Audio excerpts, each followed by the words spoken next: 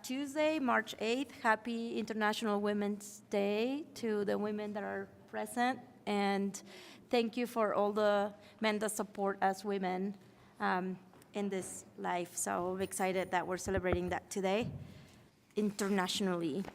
We welcome the members of the public who are in person and who may be watching our usual video feeds online. I'm happy that we have returned to a hybrid meeting approach.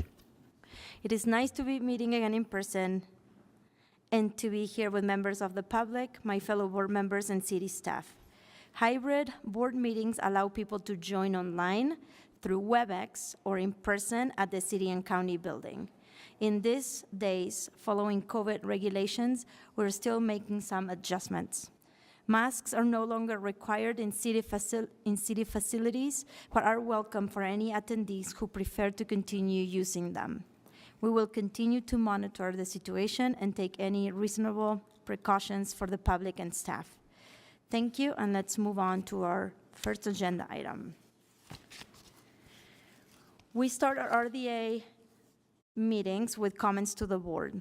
Your feedback is always welcomed, and you can share that with the board anytime by mailing the council office at P.O. Box 145476, Salt Lake City, Utah 84114, -5476, or emailing us at council.comments@slcgov.com, or by calling our 24-hour phone comment line at 801-535-7654.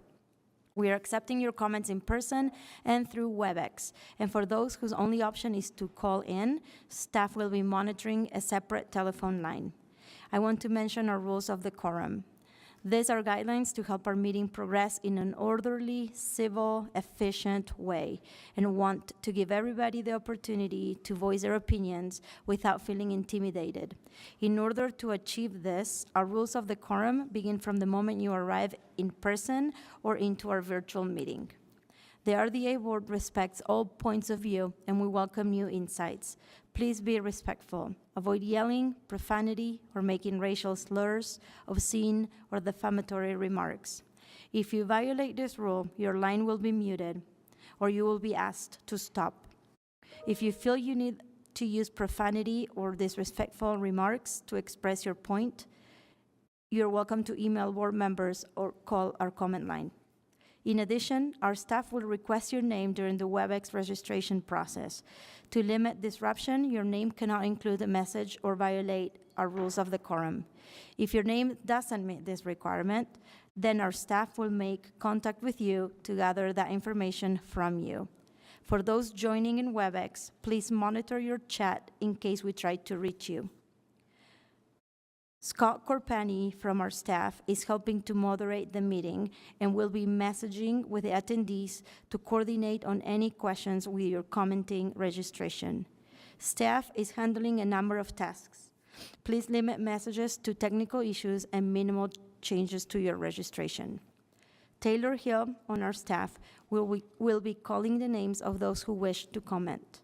We will call names of people joining on WebEx and in person based on the order of registration or received comment cards. When it is your turn to speak, Taylor will announce your name. For people in WebEx, she will unmute your line and you may begin. For people in person, please step up to the podium, and if you have a mask, please feel free to remove it before making a comment. Once you begin, please state your name and the 2-minute timer will start. We will now open our general comment period. Taylor, please start our first comment. Thank you, Chair. It looks like we do not have anyone here to speak. All right. Taylor said that we don't have anybody on the line to speak. Do we have any present in public that would like to speak? I see no one that would like to speak today. So we are moving on to, we have no public hearings today, so we're moving on to item C1. And item C1 is the approval of minutes, and the board will approve the minutes of May 4th, 2021, May 18th, 2021, June 8th, 2021, January 18th, 2022, and February 8th, 2022. So moved. Second. Right, we have a motion by Board Member Fowler and seconded by Board Member Dugan. I want to start to roll call. Board Member Petro, Yes. Dugan, Yes. Hui, Yes. Wharton. Mano, Yes. Fowler, Yes. and I'm a yes. So those minutes have been approved unanimously. Item number 2 is a resolution, and we'll receive a follow-up briefing about amendments to the Housing Development Loan Program follow-up. The proposed amendment would add standards for the distribution of emergency gap financing funds and charge the RDA Finance Committee with review of applications for this funding. The purpose is to ensure these funding requests are reviewed in a consistent manner. At the table, we have no Allison today, unfortunately, but Jennifer Bruno, Danny Walls, Tracy Tran, and Lauren Parisi.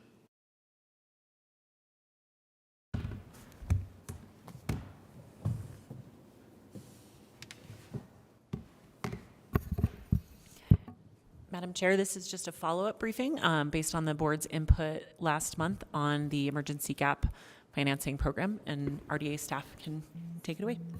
Thank you. Thanks, Jen. Welcome. Good afternoon, everyone. It's good to see everyone in person. So I'm just going to give just a quick brief background of how we got to this place.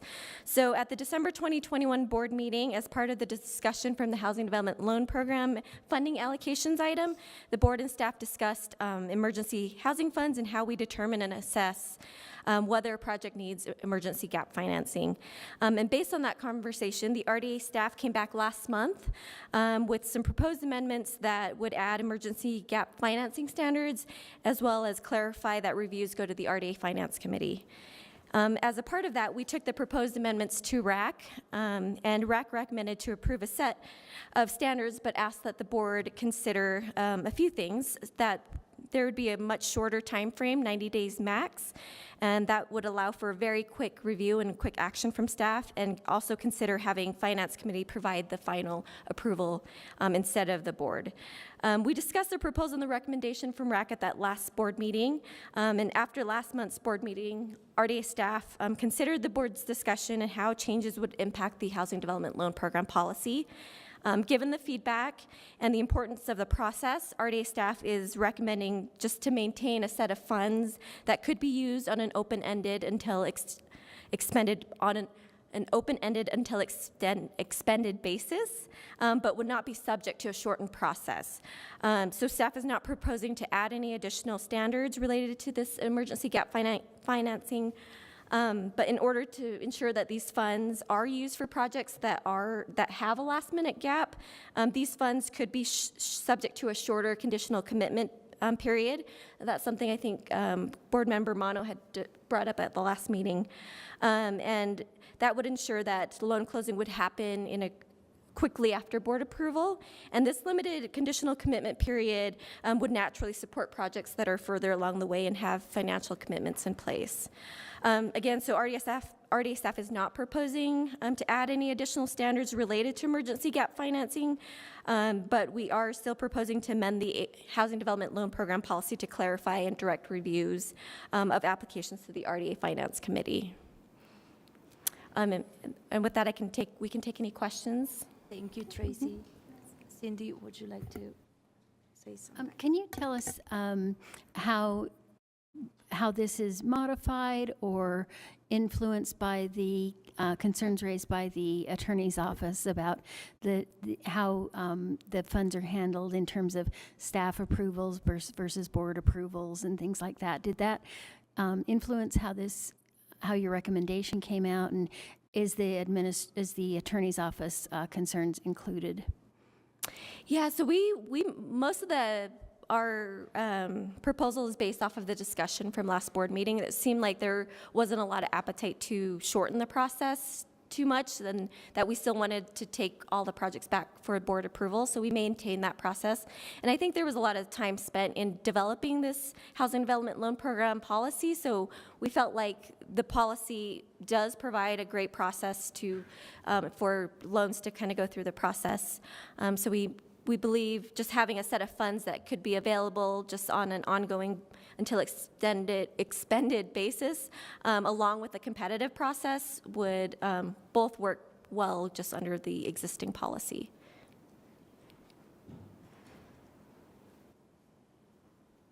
Go ahead, So just Dan. for my clarification, so it remains at the 6-month and the board still approves the emergency gap funding? Yes, so we don't have any set standards for emergency. They would still go through the regular process. But what we would do is if, once it gets to the board for approval, we would ensure that the conditional commitment period for that loan would have to close within a certain time period, within like Okay. 90 so days it still or- comes through us for approval. It's just, we're going to make sure that it doesn't sit anywhere Correct. after that approval Yep. process. Okay. Any other questions? Are we good? All right, well, Jen? I think that the staff, you can correct me, is looking for board approval of this resolution. Okay. So that means that somebody needs to make a motion to approve this resolution. So moved, Madam Chair. Second. Thank you. We have a motion by Board Member Fowler and a seconded by Vice Chair Pui. I'm going to roll call this. Petro, Yes. Dugan, Yes. Pui, Yes. Wharton. Yes. Mano, Yes. Fowler, Yes. and I'm a yes. So there you go. Thank you for your work. I'm excited for this to move forward. So we are moving on to item number 3, which is informational. We'll receive an introductory briefing about the proposed housing development funding strategy for fiscal year 2022-23. Cindy, do you want to say anything?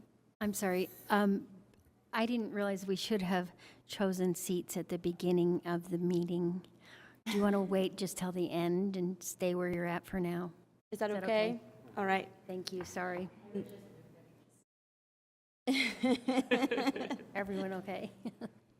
We know that there's a preference on that side for the public to know it's cooler on that area. There's a big AC. So cooler in the temperature sense? Cooler in the Okay. temperatures, the Same. cooler part of. So that's why. So Cindy, yeah, we'll do it at the end. Is that okay? Thanks. So we are moving on to item number 3, and it's informational. We're receiving an introductory briefing about the proposed housing development funding strategy for fiscal year 22-23. The housing development funding strategy includes a projected amount of revenue to be allocated to each housing fund for the upcoming fiscal year, proposed housing funding priorities for the upcoming fiscal year, and the proposed funding allocations for specific housing activities for the upcoming fiscal year. So the table, we have same group that was earlier: Jennifer Bruno, Danny Walls, Tracy Tran, Lauren Parisi. Thank you, Madam Chair. I'll just be brief. Allison had a much more extensive introduction, but I'll just be brief. This is a follow-up to the discussion last year that the intention that you guys set your funding strategy earlier prior to the development of the annual budget, but it will inform what is presented in the annual budget. So this is, I guess, what you could consider the first step towards what may be presented to you in the annual budget, which will be in May. So with that, I'll turn it over to RDA staff. Thank you. Yes, thanks so much. So it looks like we already have our presentation pulled up. If we could move along to the next slide. So just to start with a little bit of background, the RDA's Housing Allocation Funds policy contains the processes and guidelines for coordinating and allocating different sources of housing funds, and also established the RDA's 4 housing funds that you can see here on the left side of the screen, and that includes our Primary Housing Fund, Secondary Housing Fund, Westside Community Initiative Fund, and the Housing Development Fund. So our funding policy also dictates that prior to the annual budget process, the RDA annually presents to you all, the RDA board, a housing development funding strategy. And this includes the three components on the right side of the screen here. So that's, again, the projected amount of revenue to be allocated to each of those 4 housing funds, and that's approved with the RDA budget. Ultimately, secondly, the housing priorities for the upcoming fiscal year, that's approved as a separate resolution. And then finally, the funding allocations for specific housing activities to carry out those priorities for the upcoming fiscal year. And that's also approved, those are approved as line items in the RDA budget. So today's conversation will really be focused on determining your housing priorities for this upcoming fiscal year, along with the housing activities that we can use to accomplish those priorities. Next slide, please. So again, the balances of each of these 4 funds will be brought to you as part of next month's budget discussion. So we just wanted to include a slide, as this is a component of the funding strategy, but we won't go into too much depth regarding the numbers today. Next slide, please. So based on your conversations throughout last fiscal year, the goals within the city's housing plan and Mayor Mendenhall's 2022 work plan, staff has proposed this year 4 housing priorities that we will work to focus on, and these are up for your consideration.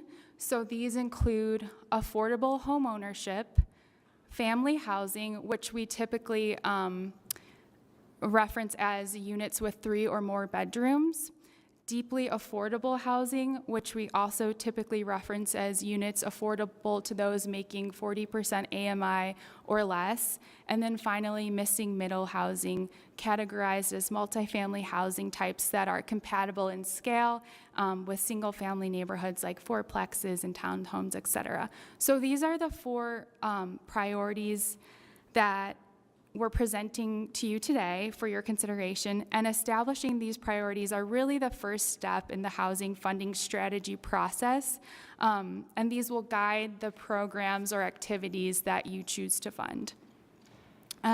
So you may wish to discuss whether you are in alignment with the proposed priorities or wish to remove or replace one of the priorities.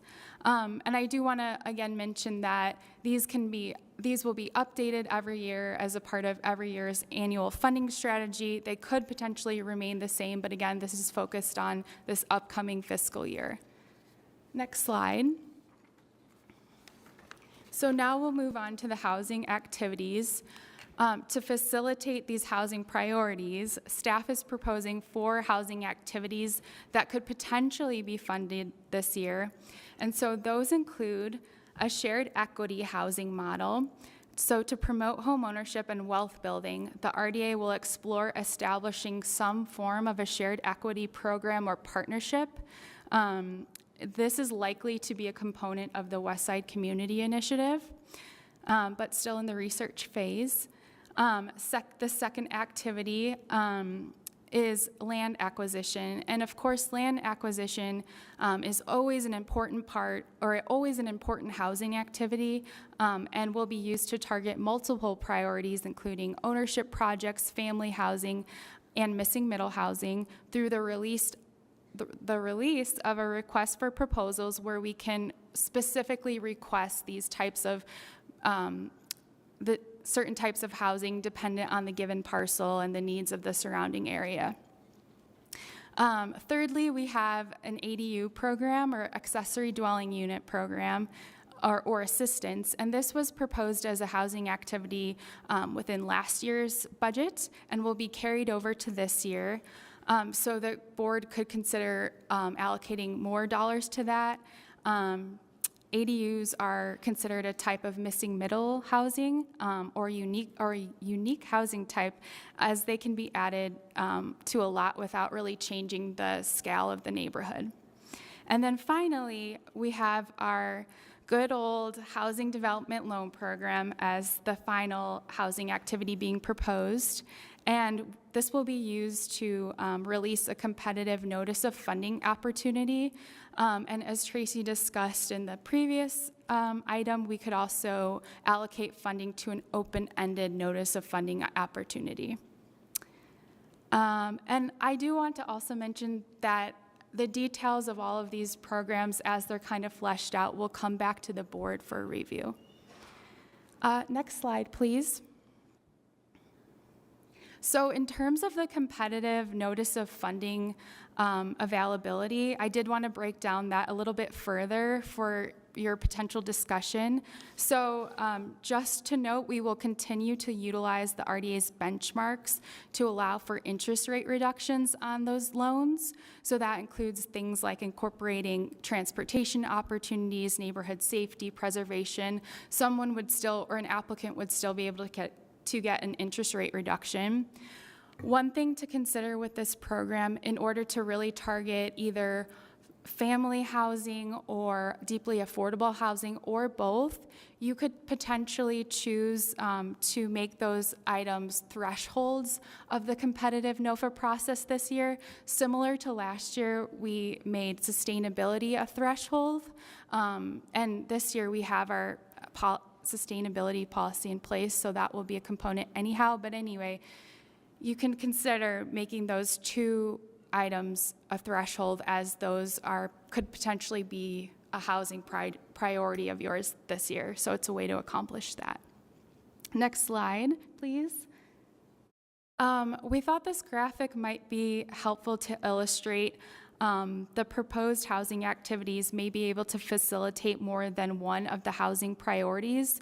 So for example, missing middle housing can be accomplished through ADU assistance, but land could also be acquired specifically for the development of missing middle housing types like townhomes or a fourplex or something of that nature.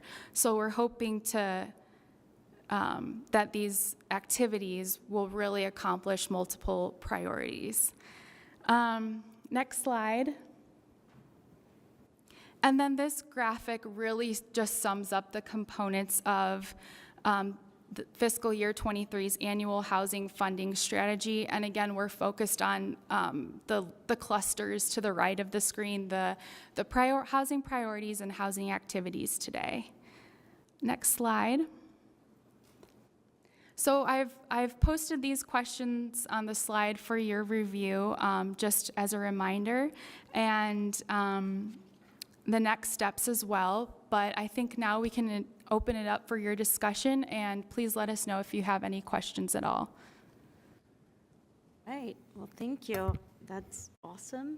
I think for the presentation, I have one question.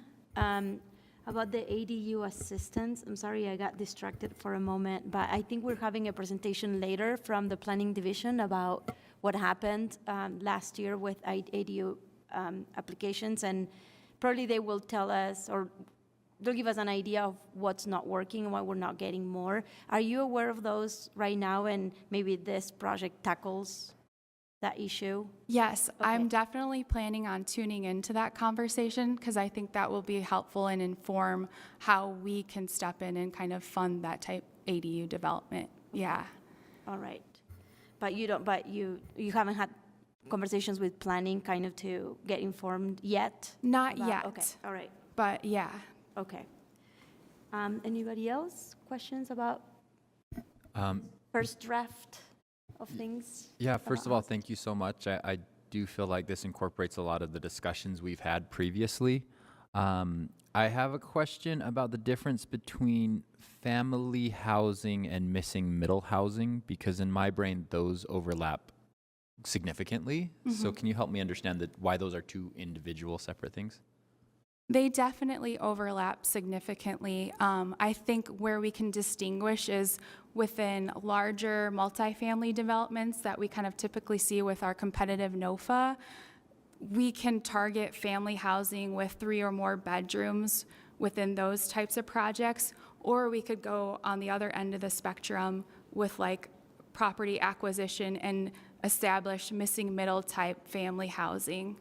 So missing middle, can I characterize it as that is more about the size of the building, and family Yeah. sizing is the size, family size housing is the size of the unit? Definitely. And the yeah. family size housing can fit in a giant building as much as it can fit in a middle size. Okay, that's clear, 'cause I think the goal that, no, that's very clear, actually. Thank you. Okay. Anybody else? Dugan? Yeah, thank you. I like this, and I like your slides, because that really kind of puts it all together in one little slide. Recently, I've been thinking about the land acquisition portion of it. You know, this is a great portion of that land acquisition on housing side of the house.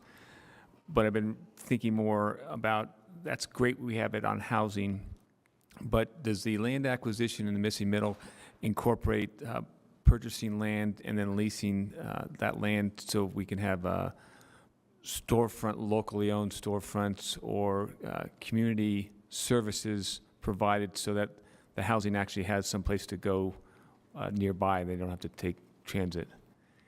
Yeah, that's a great question. And I think we could do kind of either with these dollars. With the housing dollars, I do think it'll be more focused on the housing component, but I think it definitely could still fund a mixed-use development if the lot allows for that. But I do also think we're working on our commercial loan program as well, and so we could focus on those more commercial components next to housing with that program too, if that makes sense. Okay, yeah, so the commercial piece would just make sure that they're in line with the housing piece. Okay. Yeah. And you could still use that same model of purchasing the land, and then they would own the property above the land. Yes. You, like, as if the RDA were to lease the land or ground lease, yes. Yeah. Okay, all right. That'd Thank be you an very much. option. Mhm. Thank you. Mano, seems like you wanted to Yeah, say something. I wanted to comment on the threshold question. I think I am supportive of that. So, but just wanted to clarify, we are saying if we set a threshold, that means of our general NOFA, taking out the emergency gap financing that we just talked about, I assume, that no projects would even be considered unless they either include deeply affordable or family size housing. Not necessarily both, but obviously if they have both, that would be to their benefit in terms of rating project importance. But we won't be funding, if we agree to that, we as the Salt Lake City RDA will not be funding projects that don't at least include one of those two things. Is that a fair way to say that? That's a fair way to say that. Tracy, do you have something to add? Yeah, and I think if that is, if you're uncomfortable with that, if that's like a little too strict, another approach could be, instead of setting a threshold, setting a certain maybe percentage of the funds that have to be dedicated towards either family housing or. Which would be similar to the high opportunity Exactly, NOFA. yep. Do we still have high opportunity intended to be additionally allocated to the high opportunity NOFA in this coming year as well? So it would be like two different pots of money that must be used for either high opportunity or. So I guess the question becomes, should the high opportunity just be one of the three thresholds, or should we still have that as a separate pot, or should all three of them be separate pots? Like, I think the goal for high opportunity is probably similar to these other two things, which I agree with. But I'm trying to decide why one is a separate NOFA and the other are just thresholds for the general NOFA, and why not all three of them or be the same?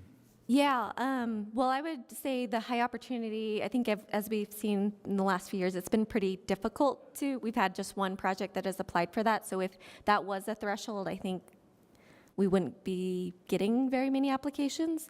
Whereas I think family housing and missing middle? Or deeply affordable, sorry. I feel like those are more easily incorporated in a lot of the projects that we do see. So that's okay that one of those two things would be a threshold, but if all three were a threshold, we still would never get high opportunity housing.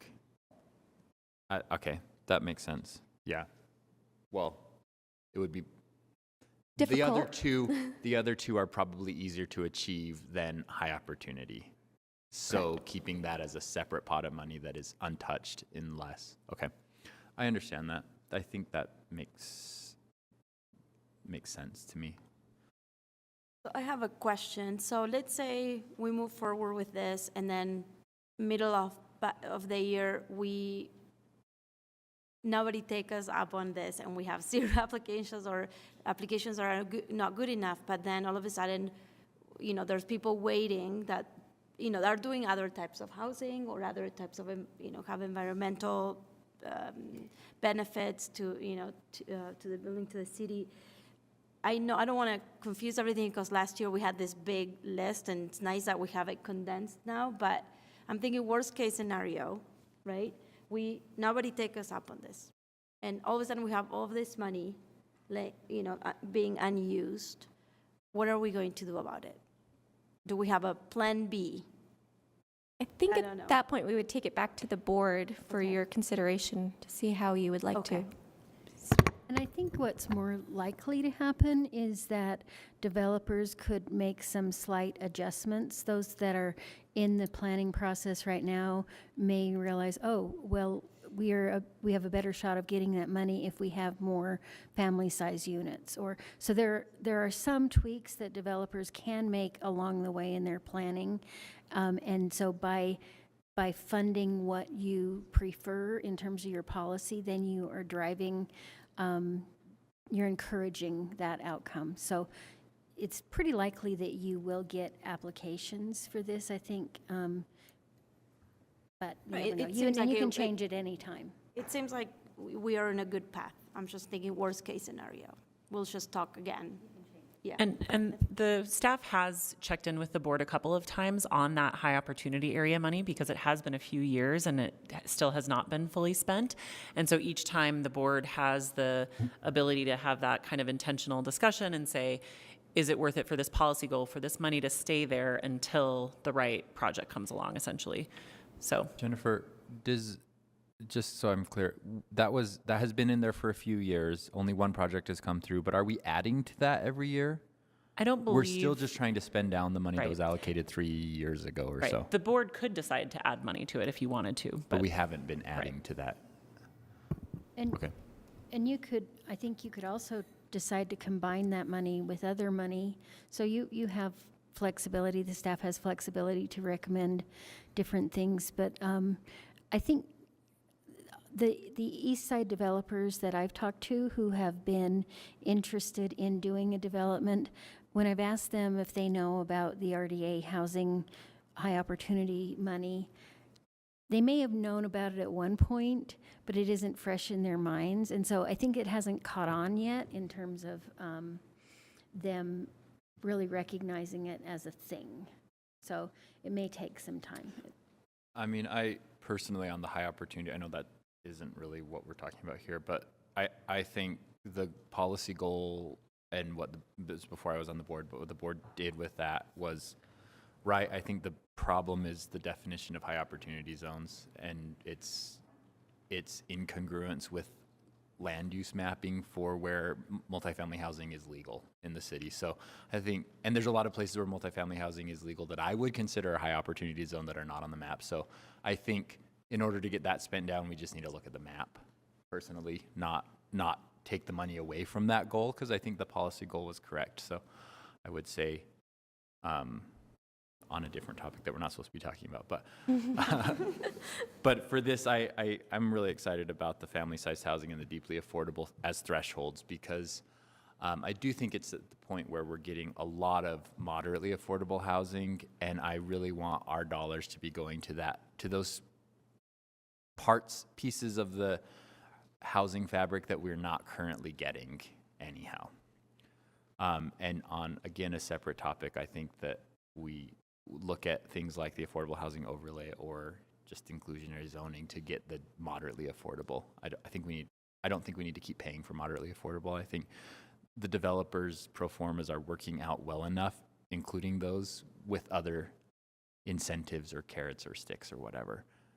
So I like the way that this is going, because family-size housing is considerably more expensive to build, and you make less money as well as deeply affordable. So I think it's right for our dollars to be going to those two places. Thanks, board member. Hui?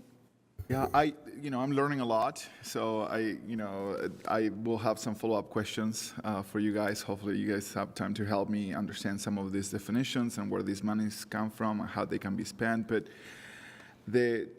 something I heard a lot and is about families not being able to live in our city anymore. And our school district is a good example of how that's showing in the other side. Families are moving out of our city, and that's very concerning. So I want to reiterate what you guys are doing here, and I love this because family housing and home ownership is really the struggle here. And if we can, you have this, the school board, giving the tax, their taxes to the RDA, and it's sort of incongruent. Sometimes it feels like that with those monies we're not helping, what is going to help, have more kids and more livelihood, real neighborhoods with families on them. I don't know if that made sense, but it made sense in my mind. But thank you for the work, and I would love to see more of this and learn a lot more about this. Right, Fowler? Thank you, Madam Chair. Sorry, Chris, did you have your light on first? I didn't. I didn't see any. I really do like these priorities. I love that we're coming back to ownership. It's been something that when I first got on the council was like we're really pushing for, and then I don't know, it seems like the world ended and is restarting again, so we can go back to some of those original priorities. So I appreciate that a lot. I also really want to say thank you to this process. I as chair the last 2 years before this year, and going through this process of saying we should know what our priorities are before we ever get to the budget is something I think we've been trying to do in a lot of different departments. But I appreciate that this is what's happening with the RDA of here are these priorities, and now actually something that Andrew taught me when I was first on this priority-based budgeting. Right, and so that's really a concept that we're working on here, and I appreciate taking that concept and hearing the mumbling words of all of us council members and putting it into action in this way. And I know that last year it was confusing because it kind of came after the budget, and there was but we're on track to doing what we intended to do with this, right, is say what are our priorities and how do we budget for those priorities. So thank you very much for that. And then finally, just to Darren's point, I'm wondering if, because the high opportunity money is something that we've struggled to get out, as we all know, but I'm wondering if those opportunity zones will change with the census tract. The census information we now have, or if we can just come back as a board and look at the definition of high opportunity, and maybe it's not what everyone else thinks is high opportunity, but something we define. I mean, I think something we forget is that we kind of control how we want to spend it, right? And so if we want to define high opportunity a little differently or a little more expansively, we just to get that money out, we probably could. But I think maybe trying to look back at the census information might also help us redefine those maps and look at them a little differently as to what those high opportunity zones look like, and then how we might be able to get those dollars out, because it is the policy behind it is solid, and we understand why we want that there. It's just so frustrating. I know we've all talked about this, when you have a project that's just right outside the map, right? And you're like, but this is a perfect project. And so maybe we do kind of need to come back in a future meeting and really delve into that definition with some of that other information. Noted. Thank you, Board Member Fowler. Wharton. Yeah, I'd like to take us down a quick little dirt road to, is that, I've gotten a lot of questions about constituents and from constituents, and one who is on the Planning Commission.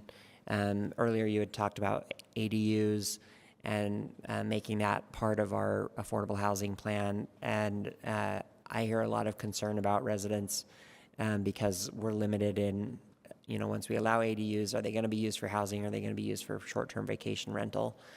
I don't know if there's more strategy there.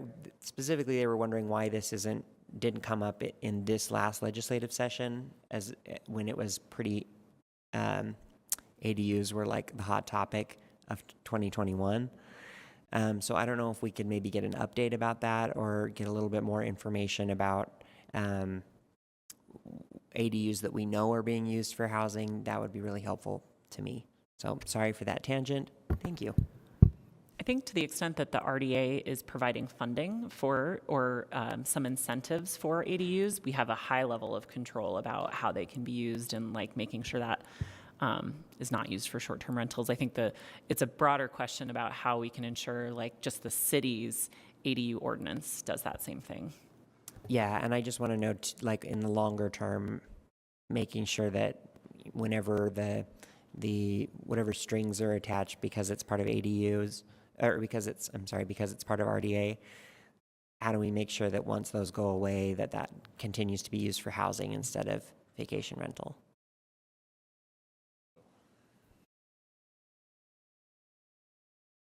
Thank you.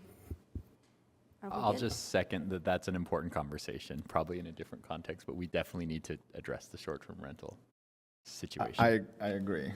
Yeah. All right.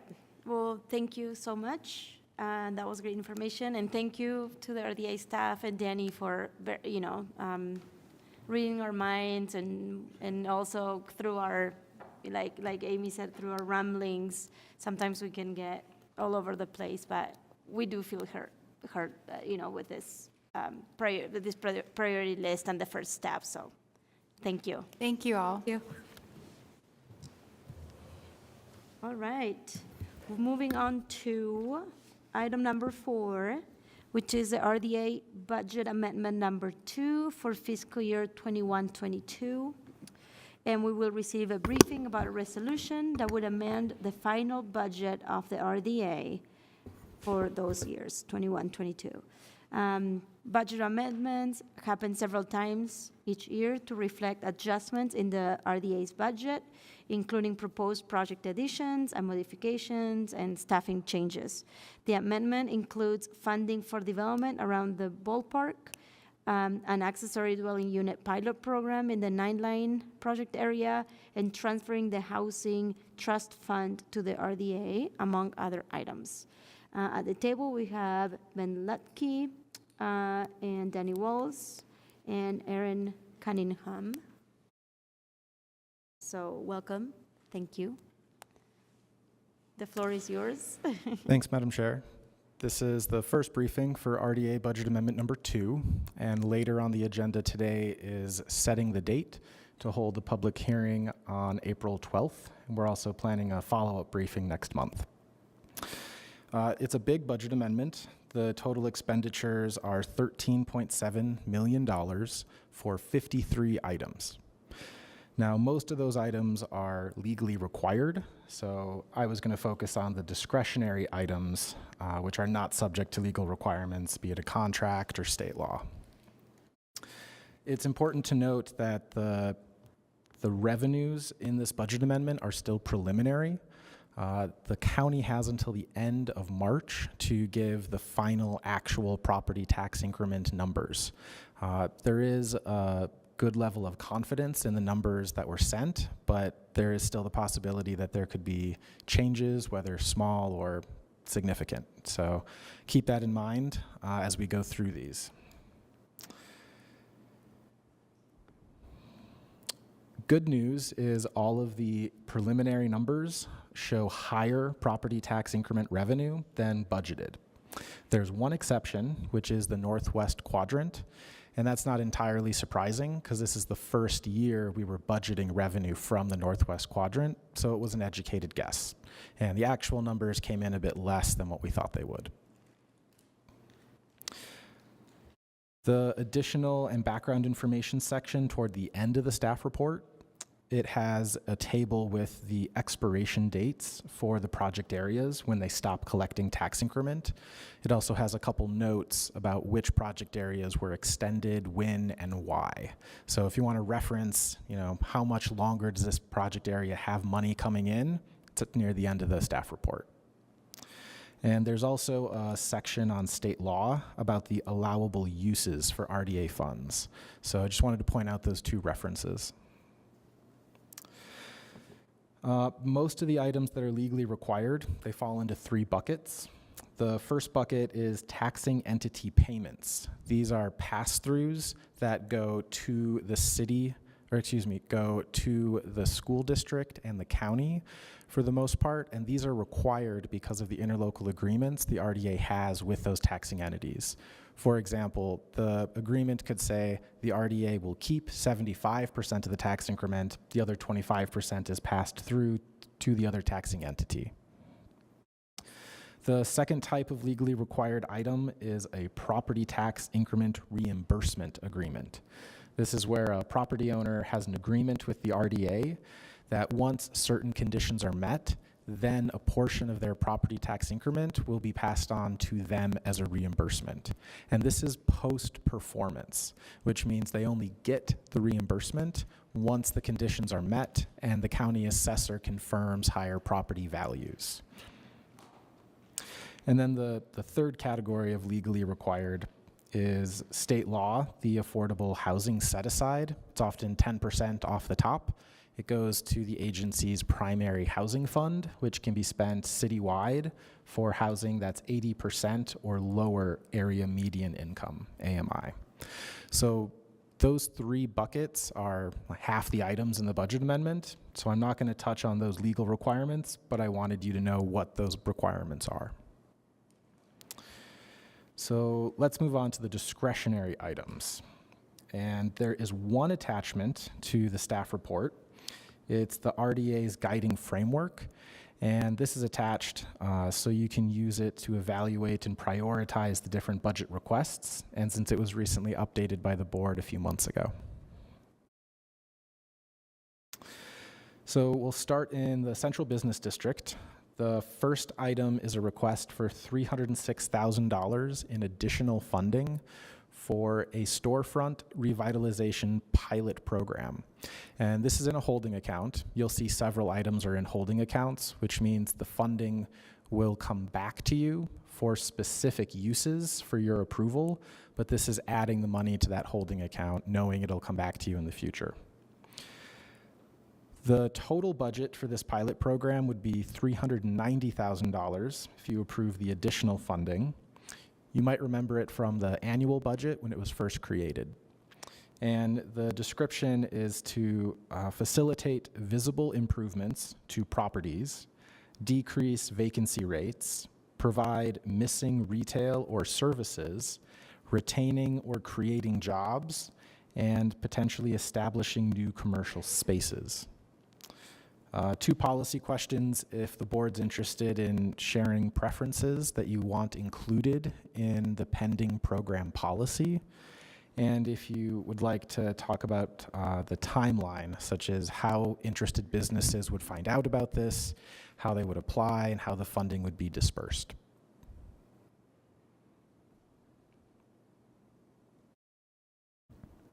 Ruben, was that a question or a statement? Hold on. Are you asking us how they're going to? It's a question if you're interested in talking about it. Staff thought that'd be a policy question you'd be interested in, but it's entirely up to you. Well, I mean, I think, in my own opinion, I think 390,000 is a good start, but given the costs of construction, I'm not sure how far we can get with $390,000 for in the CBD area, which is pretty large, and it's also the core of our city, probably the most expensive part of our town. So for that, but that's my initial thought. But again, it's a great start. Anybody else? So yes, I'd like to get answers to those policy questions. And then the other question I just have is, when would we see this draft policy thought? Because we just, Excuse me. I think the simple answer will cover both those questions, which is that is what we're working on right now. That initial request in this year's budget of $83,000 was really just to start that conversation.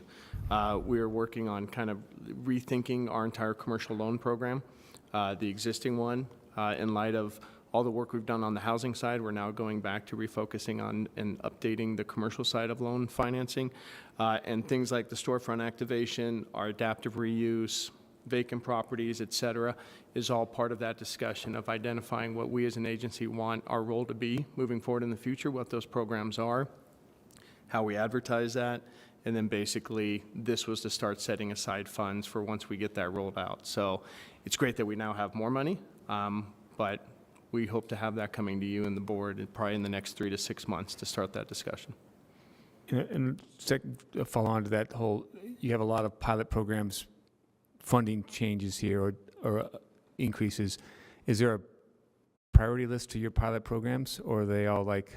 Staff would love me to answer that, because then they know what to work on first. They're probably all nodding their heads. behind No, me no right one's now. nodding your head Yeah, behind. they're stoic, probably. Exactly, they're stoic. They're not even smiling on that question. Nope.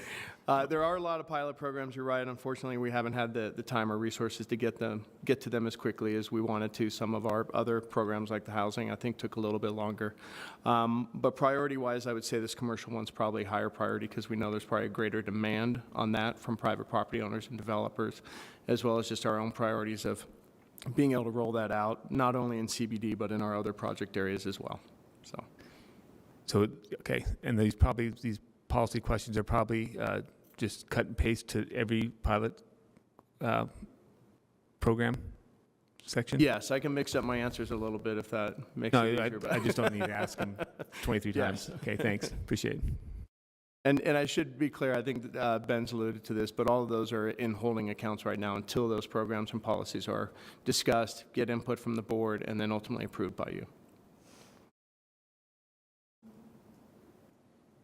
One of the things that that this does is it sort of sets a bit of a policy direction for the staff, and so you are making a step toward a final policy decision, because when the policy parameters are prepared by the staff and brought back to you for your consideration, it'll be like you're confirming them as a kind of a, I don't want to use the word a fait accompli, I can't think of a better phrase though, but that you are making a policy decision to the extent that you add money to the pilot projects and the money is already there, then later you'll just be deciding the policy. So you do have the option of saying, we'd like to think about what we would like to see as pilot programs,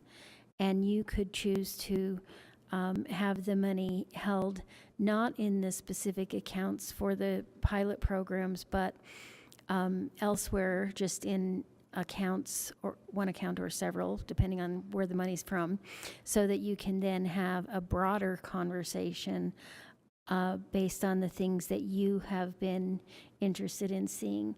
Now, it's very possible that the staff has heard these ideas from the board and is now bringing them back to you in this format. But you do have the option of holding those for a bigger discussion if you would like to. Thank you, Cindy, for that information. Anybody else? Mano? I Darren? guess since we're talking about all the pilot programs right now at once, I think I don't disagree with any of the programs, but the reality seems to be that staff doesn't have time to work on them, which I understand because you're all doing very important other things, but do we need to whittle the list down to one or two rather than several so that staff can actually meaningfully work on them? And is that a discussion that the board needs to have? Or do we just say, we really need, like, let's do one and put all the rest of the money into family-sized housing fund or something like that. Like, because I think we can always put money into housing, right? That's the one place that everything can go to.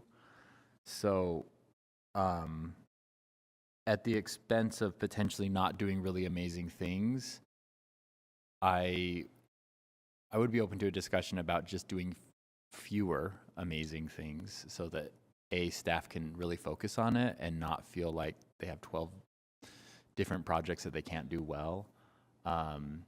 And because I worry that having this many none of them will actually come to fruition, at least in a reasonable timeline. So maybe that question that your staff wants you to answer is what we actually should answer as the board, and so that we can give you direction as to work on this one thing and make it awesome, and then next year we'll think about other ones. But I mean, I don't know if this budget amendment is the time to discuss that.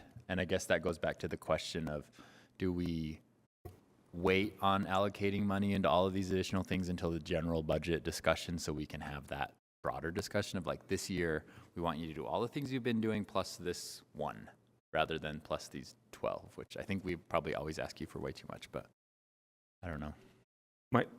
Go ahead. So I agree with that. Yeah, if we spread it out, we don't get very far on any of them, but if we can focus on a couple, we would do better. So back to the idea, the reason why I was asking Danny on the priorities, if you could align what you think the priorities should be, along with what we just discussed about the housing priorities and how they blend in together, and then, lay out what you think is right, so then we have something to start on instead of starting on with competing areas and not a lot of depth into our knowledge of what those areas all encompass. Then we have a starting point. Just like when we did the priorities frameworks last year, we already knew what the 23 or whatever the number was, and we whittled them down to 4. Yeah. But we started with something, and we were able to whittle down to a few instead of starting with all of them and having no idea where they are and how they align to each other. So I appreciate the question and the direction of this conversation, because I do think it's valid, and I think it's important, obviously as an agency and as our staff, that we are able to actually carry out our priorities and objectives. And so I would first reiterate that a lot of these pilot programs, the reason they're being funded in this amendment is because they were allocated or intended within our current budget. So as Ben indicated, when we do these budget amendments, we try to minimize the new stuff that we bring to you, and we try to first focus on what our obligations are, and then for the ease of just truing up this budget, to really just adjust the amounts that you as a board have already approved to some of these line items. So I think that needs to be taken in context. As it relates to these specific pilot programs, one, I don't think it's necessarily an issue of our resources and ability to get to them. As much as I indicated, we kind of took a step back and focused on other priorities first. First and foremost being the housing policies and programs that I indicated. Two, if you remember, I think we took two total stabs at redoing the guiding framework, so that was important to get that set up first and foremost. We had our equity framework that we wanted to make sure we got done, and our sustainability. So the reason that those became a higher priority versus working on these pilot programs is because those are the overarching goals and priorities that I think you're talking about as a board that we wanted to get in place first. So I think we have time to get to these now, number one. Number two, like the commercial loan program, that exists today. So that is really just updating it now that we've made these other changes and bringing it up to date a little bit. So I think that's important to note, because that's not something we intend to have 5 or 6 of these programs or policies every year that we're trying to figure out our staffing levels to do, as much as we're trying to get these now either updated or created. The ADU program is one that we're required to do as part of 9-line, so that's obviously one we need to knock out. And then the only other one, the lower priority, would be the community and cultural incentives, or initiatives, I should say.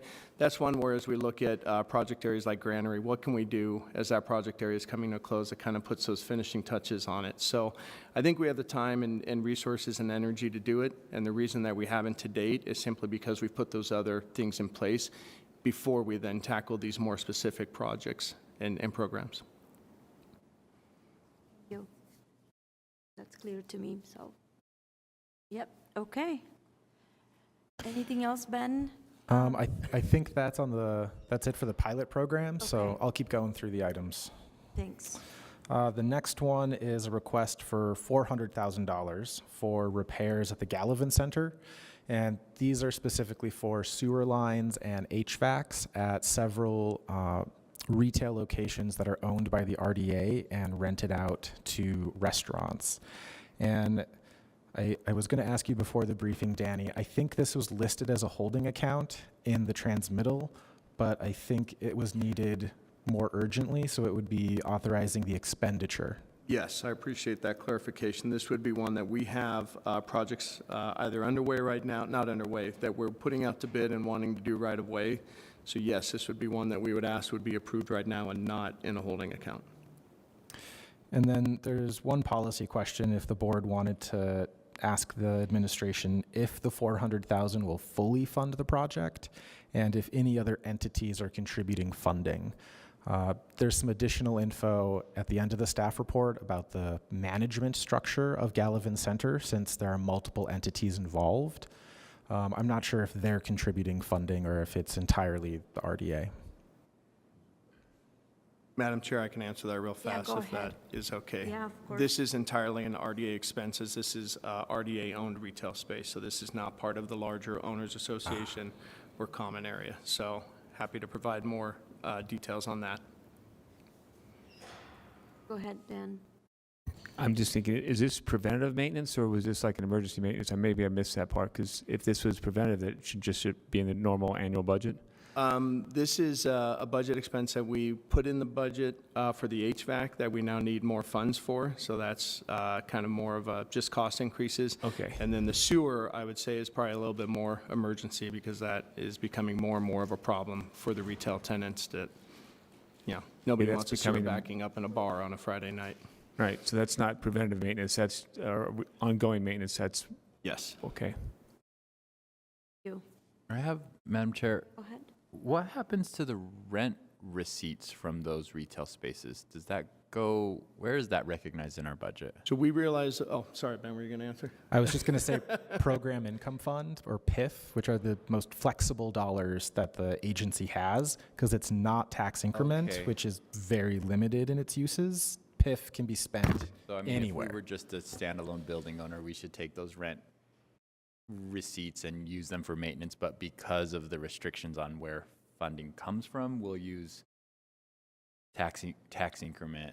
Yes. Okay, that actually makes sense. Thanks, Ben. Ben, go ahead.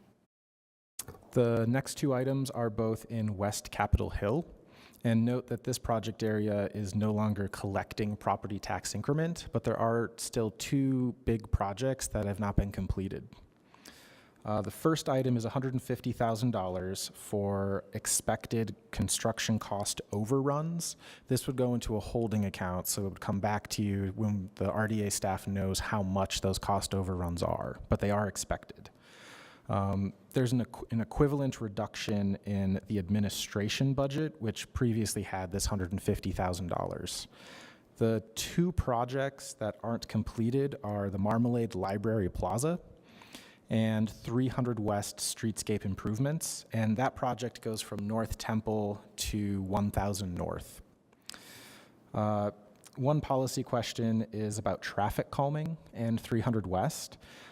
If the board wants to discuss with the administration to what extent traffic calming is included, because when this project was originally designed several years ago, traffic calming was less of a priority in the city. And some board members may recall back in the summer, one of the CIP projects you funded was the Capitol Hill traffic calming, and that project and this project overlap. So there's two separate projects that are both looking at streetscape improvements and traffic calming on 300 West, but the Capitol Hill project is broader than just 300 West.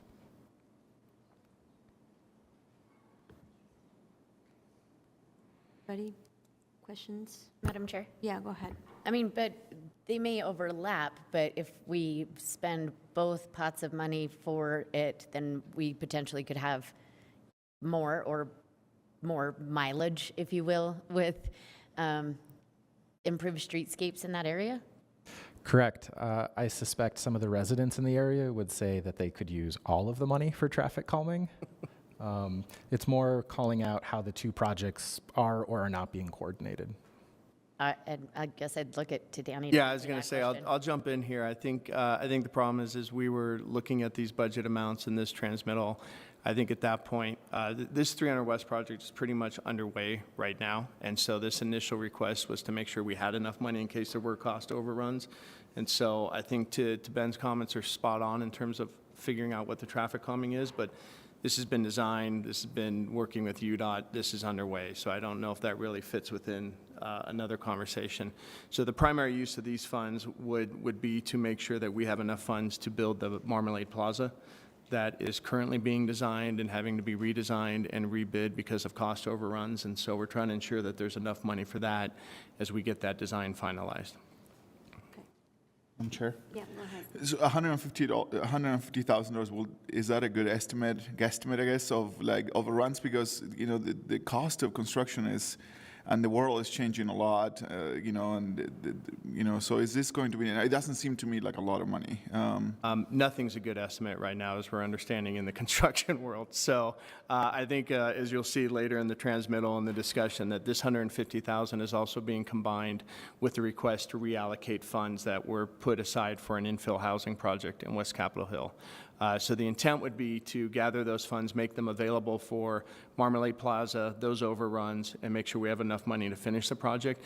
And then whatever is not used can still be allocated towards that infill housing project, which we will then also have to come back in the future and try to refund again. But again, where this is a project that we're in the design phase, wanting to get it out to bid, to your point, we need to know we have money available so that we can wrap that up, get a good estimate, and then actually proceed towards construction. Because we're not collecting any more tax increment from this area, so that's a little bit scary to me. You know, the more that we delay it, exactly, it might become bigger. Maybe the project has to change, but I don't know. It's just the project is changing, and this is exactly that: scrounging the couch cushions for some money to get a project designed, ready to bid, and lock it in so we can finish this project because it is one of the last items in the area. Victoria? The Marmalade Plaza, are we talking about the little like alleyway where the walk-up coffee bar window is on the library? So exactly. Between the library and the new housing development, there will be a plaza. So are we and a public enhancing area. that? Or I kind of thought it's got cute murals. I thought we were done. Oh, it's going to be better. It's going to be better, yes.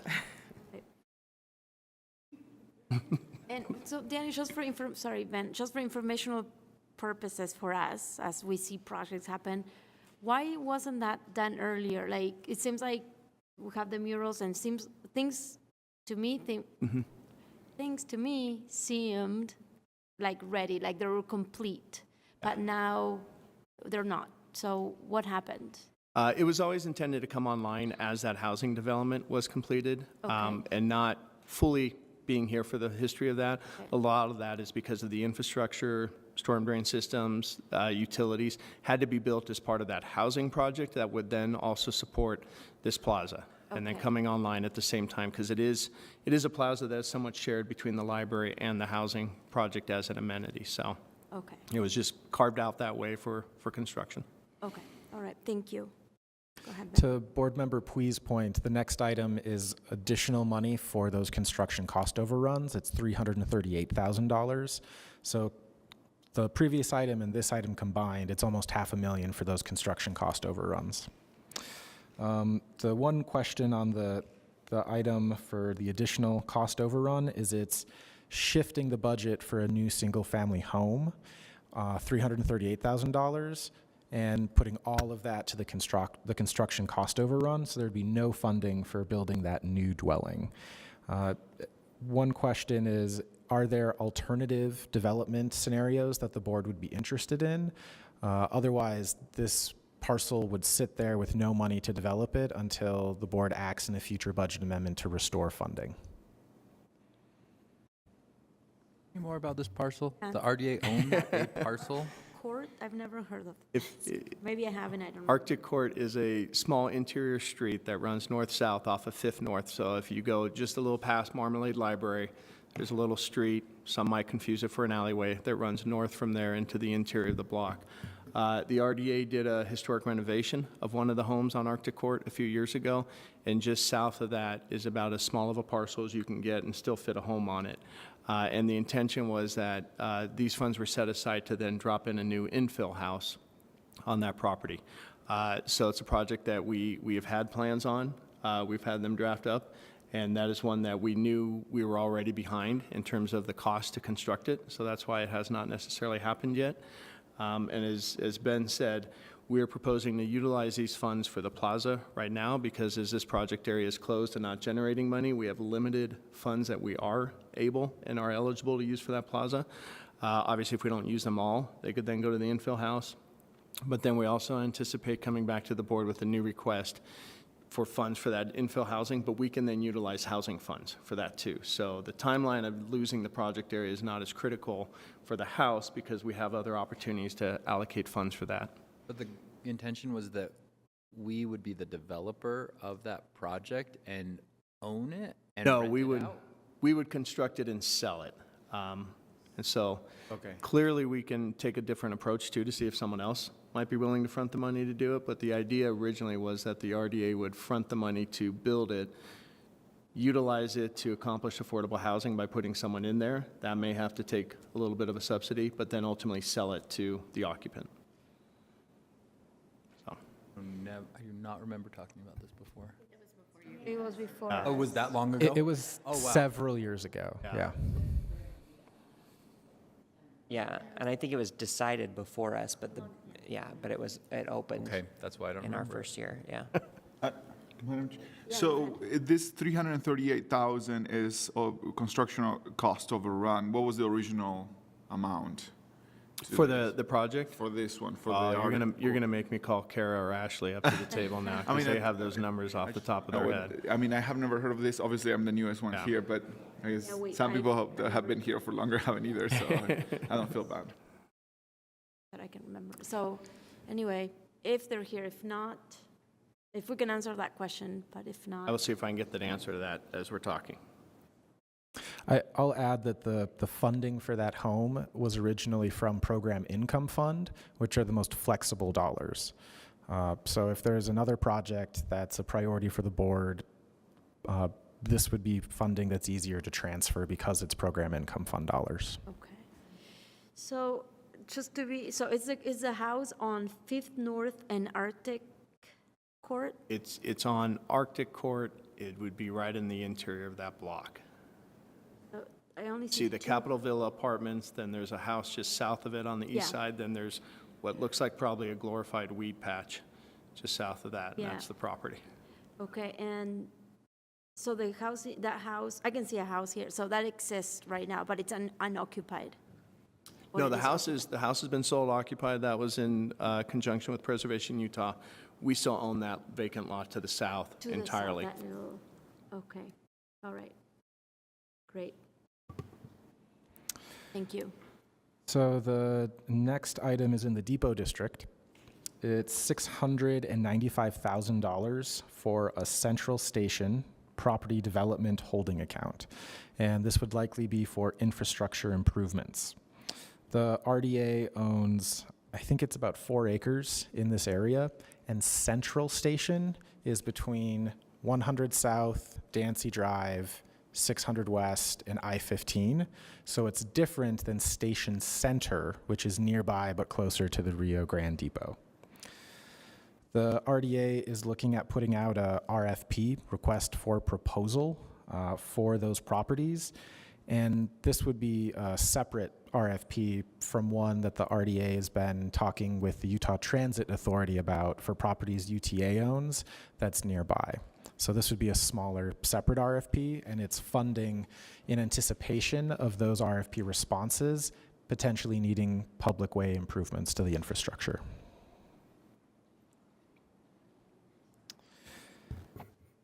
I don't see any questions on that one. So that takes us to the Granary District. This is a request for $234,000 for the Community and Cultural Initiative Pilot Program. The total budget would be $678,000 with this additional funding. And this is another pilot program where the funding was originally added in the annual budget. The program description is supporting public arts and cultural programming to support community organizations in better carrying out their missions. The Granary District, it was recently extended due to impacts of the pandemic, extended by 2 years, so it will continue to collect property tax increment until 2025. I think we've already covered the pending policies and timeline aspects of pilot programs.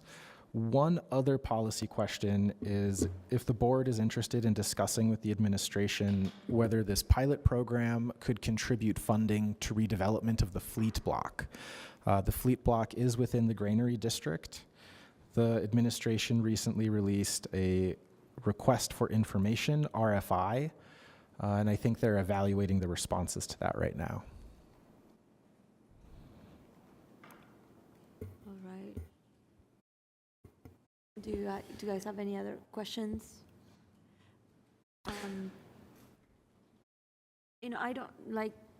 I know that there's a group out there, a community group that has been working on a lighting plan. So they're trying to combine potentially some of our street funds with some of this, right? So to have a more unified lighting, right? Lighting posts along some of the streets in Granary District. So, I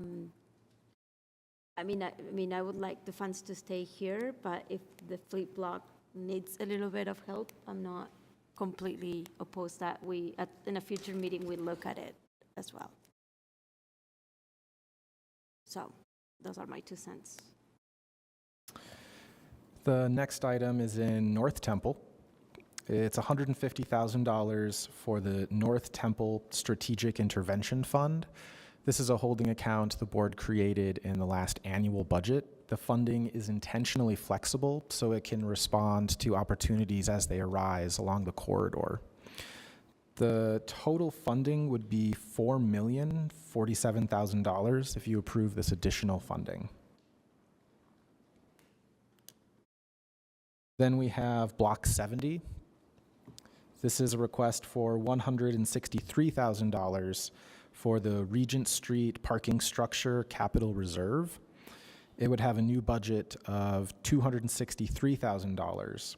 And there are some agreements the RDA has about providing a certain number of parking spaces to the Eccles Theater. So the RDA has some legal responsibility for funding to this parking structure.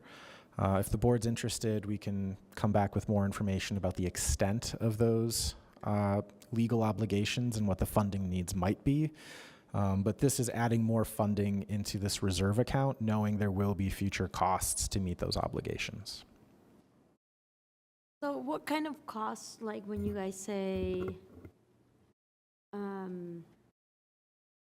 so maintenance of the parking structure, maintenance of how many units are we providing to the theater, and are we talking about money to keep up with those X amount of units? Yeah, or? this is as part of our lease with PRI for what is their parking structure. We have an opportunity to lease a certain number of stalls, and that can fluctuate based on kind of what the demand is as year to year. But as part of that agreement, we also have to agree to pay for a pro rata share of their maintenance, so just their ongoing annual maintenance, upkeep of the parking garage. And then also at some point in the future, if they decide to replace it, then we can contribute to that as well. So this is really just starting to build up a reserve account for what we anticipate being obligations in the future. Thank you. The next item is the North Temple Viaduct. This is $1.4 million in a debt service payment to the general fund. When the North Temple Viaduct, it was funded by a bond. When the bond was issued, the general fund is tasked with paying those annual bond payments, knowing that the property tax increment for the North Temple Viaduct wouldn't be enough to cover the bond for the first several years. So this is reimbursing the general fund for those earlier bond payments. The policy question in the staff report is if you'd like staff to follow up with the administration about when the general fund will be fully reimbursed. I think it's still a couple years out. I'm not entirely sure. But the last time we talked about this in the annual budget, the council was interested in making sure the general fund was fully reimbursed. And at that point, it raises a policy question about what to do with that revenue once the general fund has been made whole. What the amount was used for in the annual budget was $1 million transferred to the North Temple Strategic Intervention Fund that we just talked about. So that's another approach that could be continued in future years, but we wanted to raise this because it is going to keep coming back. It's a good problem of having more money to use.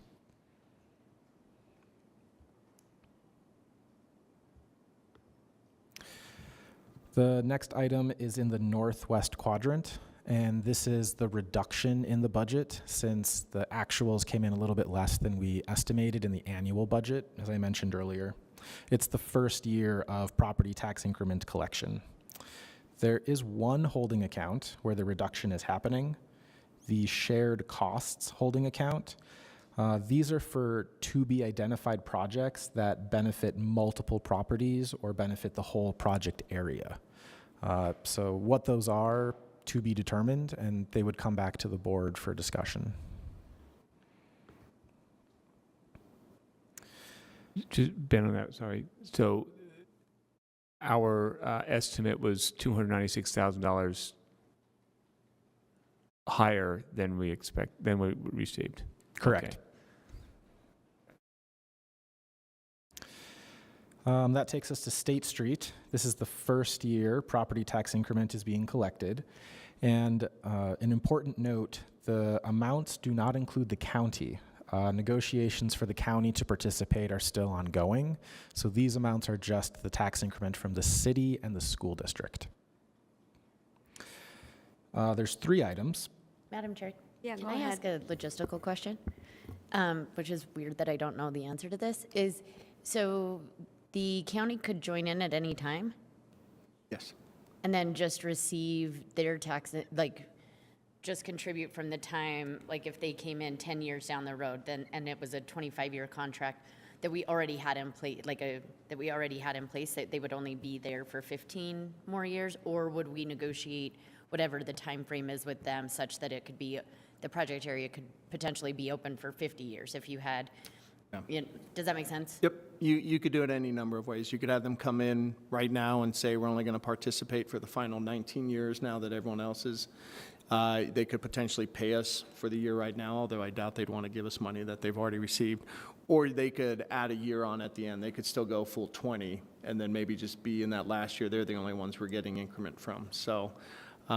Or they could choose just not to participate. Or they could choose not to participate. The project areas now, as we're doing them, they typically have a cap with the taxing entities where they say, we'll participate up to 20 years or this amount, whatever comes first. So if we hit that amount first, this may all be done in year 16. Got So. it. Okay, thanks. That is an approach the county's used in a couple other project areas where they say this is the maximum we'll contribute, and after that, whenever it happens, we're done. That was also done in, I believe, Block 70 and in the North Block Temple 67. Viaduct and Block 67. Yeah. All right. So State Street, there's 3 items. The first is $500,000 for public infrastructure improvements. This would be a new holding account. These could be things like traffic calming, street lighting, utilities, but the specific improvements and the locations would come back to the board. The next item is also $500,000. Ben, one moment, I think. I mean, no, this is more of a joke than anything else, but can we do them far away from the county building? So we do it on the other side of, just saying, just kidding, No. just kidding. No. I'm pretty sure the county complex is outside the boundaries of the State Street project area. They don't throw off increment. All right. So we were at 500,000 commercial loan programs. You're just fine. Correct. Yeah. It's a new commercial loan program. It would be in a holding account.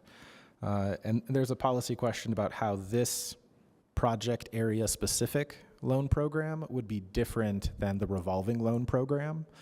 And the answer might be depending on what the policy says, so to be determined. Okay. But if there are thoughts that the board wants to share, you can certainly discuss them now.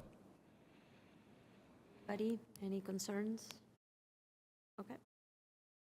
Go ahead. No concerns, but I'm interested in that, but I don't know that now is, I need the answer now, but Okay. I mean, I'm interested, maybe a small group to talk about this loan program and other things in State Street. That. Ben? The next item is $1.6 million for Ballpark Strategic Development. This is a holding account recognizing the city's developing the Ballpark Station Area Plan, and that plan will have recommendations, and this is putting up money in a holding account to implement those recommendations. I believe the draft plan will be going to the Planning Commission, and ultimately the council would be asked to adopt the plan. One important thing to note, the ballpark itself and the parking lot north of it are not in the State Street project area. They're carved out in a separate inactive project area. But state law does allow one project area to contribute funds into another project area. It requires the board to adopt a resolution finding that it does benefit the contributing project area, and then the council also has to make a similar finding. So that is an option, but there's also a question of should the ballpark and the parking lot be added to the State Street project area? There's multiple ways that can be done. You don't have to make any changes to use State Street money in the ballpark and that parking lot, but I thought it was important to call out it's technically not in the State Street project area. I didn't realize the parking lot was also excluded. Mm-hmm. Thank you. No questions, no comments. I don't see anybody, so keep Okay. going. Yeah. That takes us to the 9 line. It's also the first year of property tax collection for the 9 line. There are 2 items. The first is $962,000 for a property acquisition holding account. This would be intentionally flexible, similar to the North Temple Strategic Intervention Fund.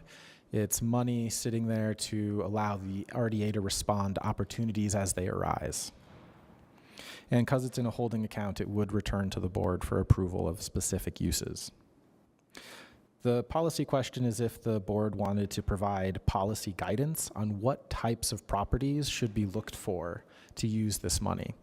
A couple examples that staff has heard board members mention is properties that could be added to the West Side Community Initiative, the Community Land Trust model, commercial properties to guarantee rent affordability, as well as the business districts and the nodes that are identified in the West Side Master Plan. And those nodes, which most of them are on 9th West or Indiana Avenue, also informed the boundaries of the 9 line. So they relate. Thank you. The other item in the 9 line is $300,000 for an accessory dwelling unit ADU pilot program.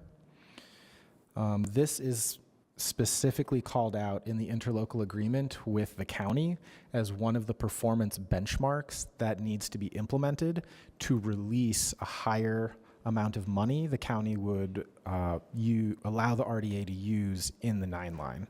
So implementing this program in the next 5 years means the following 15 years, the county's percentage of their property tax increment that can be used goes up.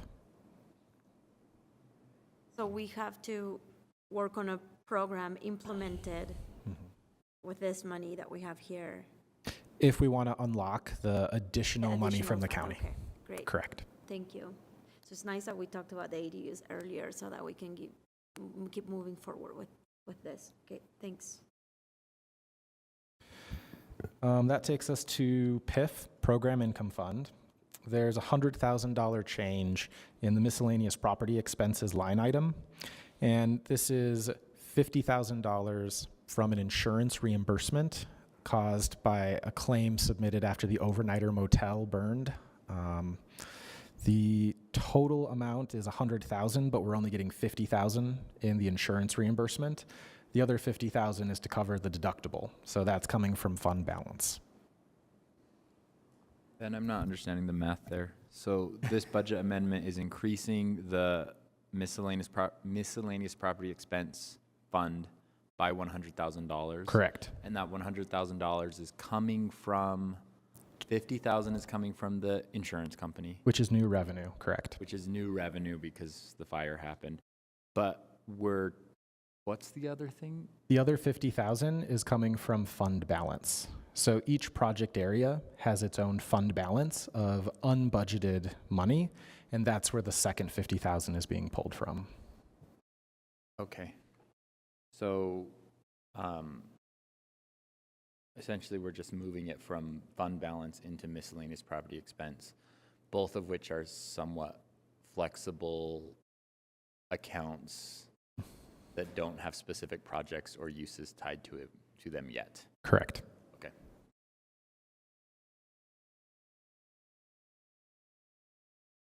There are 3 more items.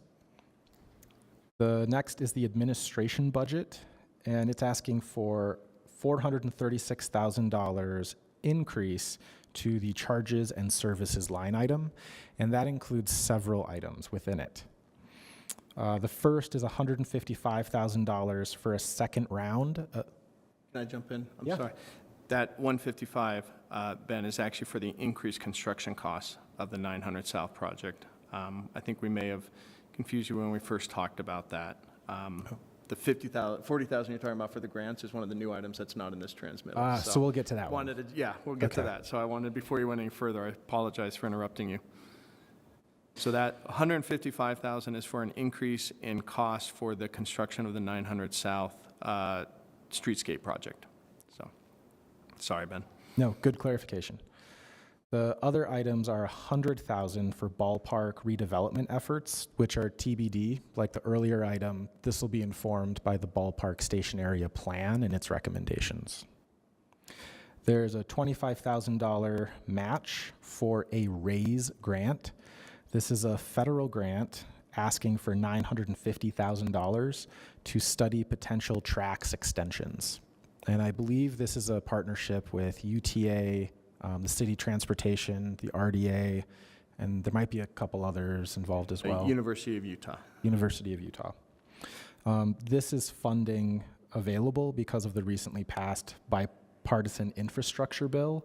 So this is the first of what we expect to be many federal grant opportunities over the next few years. Yeah, go ahead. So the 155 was what? And so we shouldn't be counting the 155 on the 436,000, right? At the moment, or you're gonna give us more information on what that is for? The 155, so the staff report mistakenly says it's for construction mitigation grants. That's incorrect. The 155 is for cost overruns to the reconstruction of 900 South at the Central 9th Business District. Oh. Sorry. Okay, I see. And why is that in administration budget and not on the Central 9th line item? That is a great question. And the easy answer to that is there's a little bit of horse trading to get there. This is one of the projects in conjunction with the city departments that when it went out to bid, those bids and those prices came back higher than anticipated in budgeting. So between the RDA and engineering and transportation, they brought those costs down a little bit, but it was still over budget. And so what we identified as an opportunity here is for the RDA to pull out some of those expenses as they relate to professional services.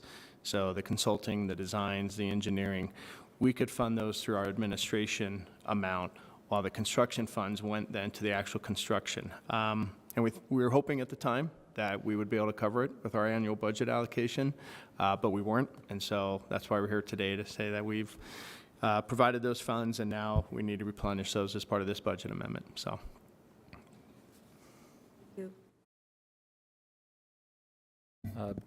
Madam Chair? Go ahead. On the ballpark redevelopment efforts, understanding that it says they're to be determined, that's for future efforts, or is that a reimbursement of efforts that have already Would be an taken place? allocation for future efforts if we really got into a next level of like visioning and programming with the Miller Group as part of the ballpark efforts and taking that stationary plan maybe to the next step of actually looking at the ballpark and the property surrounding. And This would be setting aside those funds. Would this, just so I know it's TBD, but are we anticipating that that would be like consultant fees, or would it be actual the in-house staff time and resources that this $100,000 goes to, or That would both? anticipated primarily consulting fees if we went out and engaged a consultant to come in and do that process. Okay. Perfect, thanks.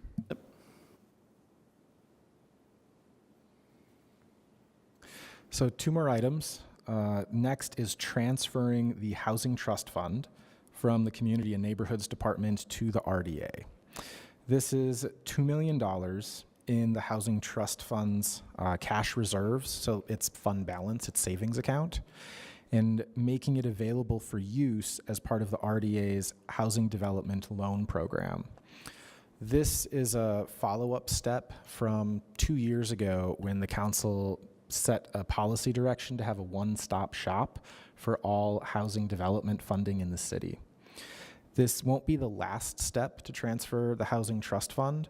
There are additional steps. There'll be a resolution coming to the RDA board, an ordinance amendment coming to the council, and then there's several administrative steps about transferring all of the records from one department to the RDA. The policy question in the staff report is if the board would like additional details about the Housing Trust Fund, such as how many loans are there, what is the total value of its portfolio, and is an aging report being developed which would tell the city how much each year is expected in repayments from those loans, so you know what to budget for as revenue each year. I'm seeing nods, there's interest, okay. I would jump in and just add that as part of the agency, we come to you as a board twice a year with a report on our loan portfolio. So this will become part of that, and I think that'll be an easy way for us to report this information back to you. So appreciate Ben pointing it out because we're putting that together as well. The last item is the revolving loan fund, $550,000 to be reappropriated for property acquisition.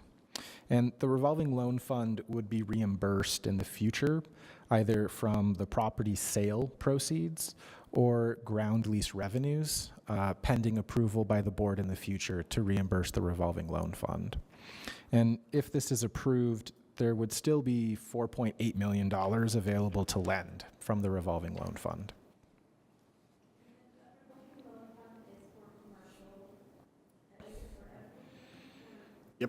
That is the flexible revolving loan fund that is available for commercial. I'm sorry, in I all think I need project to areas. ask that question again, Danny. This because I didn't have my mic on. Are these funds available for any loans? Yes. Housing, commercial, or what else? Historically, this was both commercial and housing. With your new policies, programs, and funding allocations for affordable housing, the revolving loan fund then is part of why we're coming back with the new policy and program. The revolving loan fund would then deal primarily with commercial. Okay. And then also, if for some reason you ever wanted to do market rate housing and didn't want to use affordable housing funds, this could be a source of funding for that as well. Thank you. So those are all the items in the budget amendment transmittal. So for the next briefing in April, we will hopefully have the final numbers and we can let you know which line items are changing based on the final numbers from the county. And then I think Danny has 2 more items that came up since the transmittal was sent to the council office. Great, thank you. Go ahead, Yes. Danny. First, I'll pause to see if there's any other questions on that before we add any more. I know this is a real simple budget amendment, so it's a piece of cake. Hey, if you say so. We do have a presentation. If we could pull that up, I only need to highlight the first 2 slides that talk about the new items. Okay. While that's coming up, I want to make a point of thanking Aaron Cunningham, RDA financial analyst, and Mike Burns within finance and the rest of finance staff for putting this together. They have been amazing in putting this together, and thank Ben Lutke too, who was very gracious in meeting with us to go over it so we could get into some details and explain it so that we were prepared for this. So what I wanted to talk about first and foremost is Vice Chairperson Hui, going back to your question on the Marmalade Plaza. The original budget was $1.7 million. Latest bid that we put out, or latest estimate for construction is $2.2 million. So to answer your question, we hope that these funds will cover that gap. There is a combination of trying to redesign and cost engineer that a little bit, but this would hopefully cover that gap when we do go out to bid. So hope that answers your question with that. Two items that we wanted to bring up, if you could go to the next slide, is first and foremost, we talked about this a little bit in Ben's presentation, and one of his policy questions deals with this, is as part of the 900 South reconstruction project, there have been delays in terms of dealing with the utilities, primarily the undergrounding, but also the relocation of other utilities. That has caused the project to extend its period of time. If you've driven down 900 South, you know that it is entirely ripped up right now and is causing a huge impact on those businesses. You as a council, I believe, approved funds for construction mitigation. We as the city, economic development has already done one round of those grants to the businesses. They have come back and asked that because of these delays, if we could potentially go back and do another round. Of that 200,000 that you approved as a council, there's only 8,000 left. So city staff have indicated that they would obviously like to prioritize other projects to utilize those funds on. And so this request is to put $40,000 aside to see if we can go out and do another round. We would run that through the same process as part of it. Yes, I'll stop. Did we use $192,000 on just the businesses adjacent to 900 South? No. Oh, okay.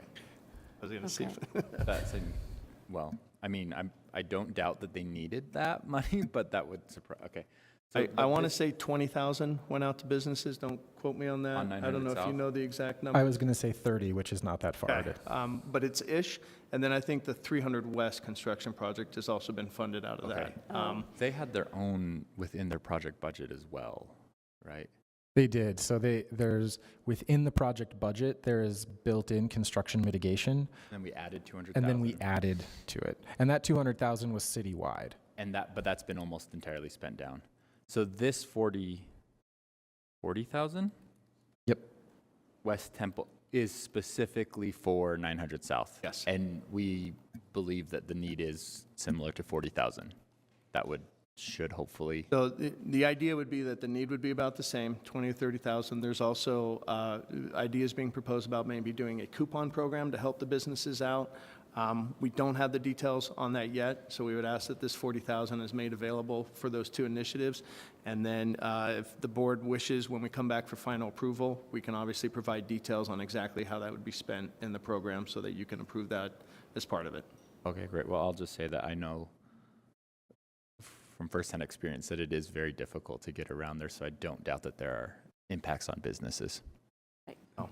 And just as the slide indicates up here, the idea would be that, again, West Temple Gateway is a project area that doesn't collect any money. We do have interest earnings. We would simply reallocate those interest earnings from where they were going to administrative costs to now going towards this line item. And the reason we're able to do that is because since we have State Street and 9 Line coming on right now, we are receiving administrative costs and services from those project areas that we can now go without this $40,000. So that's the first item. Are there any other questions on that? If the board doesn't have concerns, we'd obviously like to include that in what will become the final transmittal for your approval next month. Good. I don't see Okay. anybody. Yep. I don't see Next anyone. slide, please. The next item has to do with Block 70. Way back when Eccles Theater was under construction, as part of that construction, the RDA had to put up a bond for the public improvements that were in Main Street. It's taken a while, but we have finally gotten all the plans and everything submitted to where the threshold for requirements for releasing that bond have been met. So that is revenue that is going to be realized from the agency. We would like to obviously amend the budget to receive that revenue, and then there are two uses that we would like to put that towards. Number one is, as part of the original project, we still have an obligation to help fund what was the relocation of Benyon Jewelers. That's $100,000, so that would go towards paying that. And then the other $600,000 would essentially be put in a holding account for improvements to the theater and Regent Street as we look to doing additional upgrades and repairs and maintenance to the theater and doing things on McCarthy Plaza and Regent Street. So that would be a holding account that would obviously come back to the board, but we would ask that that $100,000 be authorized to pay Benyon Jewelers. So those would be the two items that we'd like to include in the final version. I'm happy to go through all the other slides that repeat everything Ben said, and we can quiz you to see how good everyone remembers what they were. Otherwise, we can pull up any of them in detail if you have any additional questions. Board members, if you have any additional questions, we have 2 more minutes because we need to move on. We're about 10 minutes behind. But we're good then. Thank you, Danny. Thank you, Ben, for the updates, and look forward to the final numbers in April. All right. Right. Thank you. So we're moving on to item number 5, which is report and announcements from the executive director. I don't see the mayor right now. I think she had something going on. Rachel, do you have any announcements? Okay, on her behalf. So we have no announcements from the executive director. Moving on to item number 6, report and announcements from RDA staff. And that will be Danny. Thank you, Madam Chair. We have just a few quick updates. Number 1, project status report on the 650 main track station. That is currently being projected to open late April. This is a little bit later than I think what we had anticipated would be a March opening, but there have been issues with supply chain delays for electrical parts of the station. That would obviously make it operational, but if you drive by it, you can see that the canopies are up, the platform's there, and unfortunately, people are literally going there and standing waiting for trains because it looks so done. So that's been an issue of the construction, but we should have that open and ready to go by late April is our projected. Yellow tape. I think the contractors are trying, but, you know, all right. comment. So okay. The other update we have is 2 quick RDA staff mentions. I think I can't completely turn around, but I want to announce the hiring of Kate Warett, who is a new project manager for us. Hi, Kate has some prior experience as planner, and most recently was an analyst with Lewis Young. And she has done work on impact fee studies, community reinvestment plans, municipal feasibility studies, et cetera. So she is a huge asset for us to have. We are looking forward to utilizing that talent. We've already put her to work. I will say she got her bachelor's degree from BYU, but got her master's from the University of Utah. So hopefully that makes everyone happy and shows a good logical progression there. Second, we should talk about that. We should offline, of course. Second item for update is we are thrilled to announce the promotion of Cara Linsley to the RDA Deputy Director. If you know Cara, yes, thank you. And feel free to put her in the hot seat if you want, but I'm not going to do that. If you know Cara, you know she's been with the RDA since 2014. She has a great background in engineering, is a huge advocate for transportation projects and environmental remediation and studies. You will probably be hard-pressed to find anyone in Salt Lake City who's more passionate about bettering Salt Lake City right now, and so we are thrilled to have her be willing to take this position and move into this role, and yeah, thrilled. Congratulations, Cara. Madam Chair, other than appreciate the opportunity to be here and be in person, I think you can tell by RDA staff, we're thrilled to be back in this room. Thank you very much, unless there's questions for us. Any questions? No? All right. Well, thank you, Danny. We're moving on to item number D, which is written briefings, and we have none. Item number E is consent. So the following items are listed for consideration by the board and can be discussed individually upon request. A motion to approve the consent agenda is approving all of the following items. And we would like to set the date for the RDA budget amendment number 2 for fiscal year 2021-22. So moved. Second. We have a motion by Board Member Fowler and seconded by Board Member Dugan. I'm going to roll call this. Petro? Yes. Dugan? Yes. Pui? Yes. Wharton? Yes. Mano? Yes. Fowler? Yes. Name yes, so we will see that in April 12th. And we have potentially a closed session scheduled for strategy to discuss pending or reasonably imminent litigation and advice, and advice of counsel. Are we doing that? Madam Chair, I would move to enter into closed session for discussing pending and/or reasonable imminent litigation and advice of counsel. Second. I have a motion by Board Member Fowler, seconded by Wharton, and I'm going to roll call. Petro, Yes. Dugan, Yes.